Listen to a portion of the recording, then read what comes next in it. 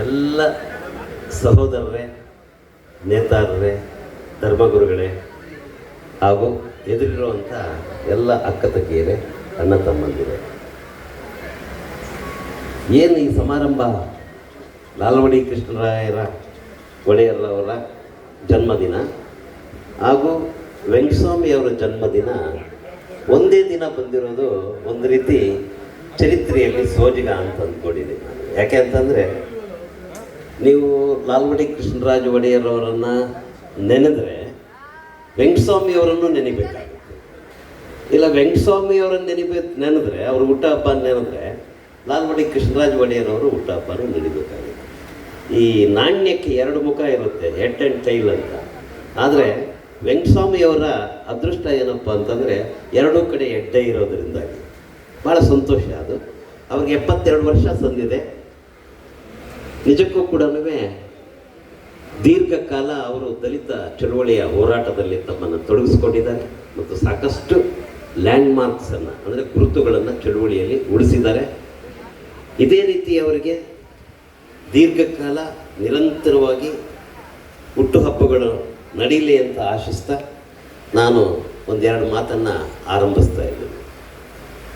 ಆತ್ಮೀಯರೇ, ನನಗೆ ಈ ಹುಟ್ಟುಹಬ್ಬದ ಸಂಭ್ರಮದ ಸಮಾರಂಭದಲ್ಲಿ ಈ ಕೃತಿ ಕುರಿತು ಮಾತಾಡಬೇಕು ಅಂತ ಹೇಳಿದರು.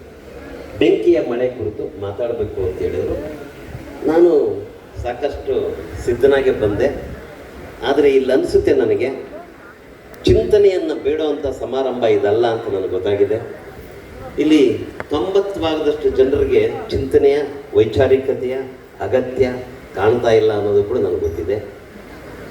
ಆದ್ದರಿಂದಾಗಿ ನಾನು ಇದು ಬೆಂಕಿಯ ಮಳೆಯಾದ್ದರಿಂದ ನಾನು ಬೆಂಕಿಯಂಥ ಮಾತುಗಳನ್ನೇ ಆಡಬೇಕಾಗಿತ್ತು, ಆಡುವವನಿದ್ದೆ.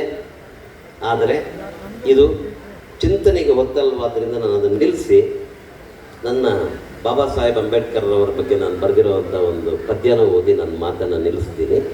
ಜೊತೆಗೆ ಎರಡೆರಡು ಮಾತು ಪುಟ್ಟಯ್ಯನವ್ರ ಬಗ್ಗೆ ನಾನು ಹೇಳಲೇಬೇಕು. ಅವರು ಭಾಳ ಕಾಲದಿಂದನೂ ಕೂಡ ಹೋರಾಟದ ಹಾಡುಗಳ ಜೊತೆ ಬೆಳೆದು ಬಂದವರು. ಅವರ ಅನುಭವ ಜಗತ್ತು ಹೋರಾಟದ ಹಾಡುಗಳ ಜೊತೆಗೇನೆ ಅವರ DNA ಕೂಡ ಆಗ್ಬಿಟ್ಟಿದೆ.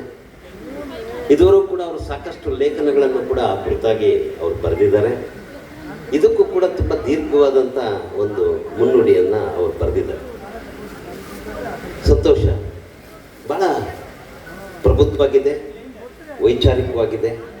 ಆ ಕಾರಣಕ್ಕಾಗಿ ಅವರ ಮುನ್ನುಡಿಯ ಕುರಿತು ನಾನು ಕೆಲವು ಮಾತುಗಳನ್ನು ಆಡಲೇಬೇಕು ಅಂದ್ಕೊಂಡಿದ್ದೀನಿ. ಅದರಲ್ಲಿ ಇಲ್ಲೊಂದು ಸಾಲುಗಳನ್ನು ಬರೆದಿದ್ದಾರೆ. ಯಾಕೆಂದರೆ ವೆಂಕಟಸ್ವಾಮಿ ಅವರು ಅಷ್ಟೇ, ಅವ್ರು ಬರೆದಿರೋ